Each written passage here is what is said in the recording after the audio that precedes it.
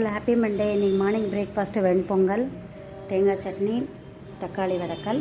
வெண்பொங்கலுக்கு 1 tumbler அரிசினா 1/4 tumbler பைத்தம்பருப்பு போட்டுட்டு ஊற வச்சிடணும் 1/2 மணி நேரம். அப்புறம் ஜீரகம் தாளித்து விட்டுட்டு அந்த அரிசி பருப்பை போட்டுவிட்டு 1க்கு 3 தண்ணி விட்டுட்டு, அதுக்கப்புறமா நெய்யில் முந்திரி பருப்பு, பச்சை மிளகா, கருவேப்பிலை, மிளகு, ஜீரகம் போட்டு தாளித்து போட்டுட்டு வேணுங்கிற நெய்யை விட்டுட்டோன்னா கலரிட்டோன்னா ரெடி ஆகிடும்.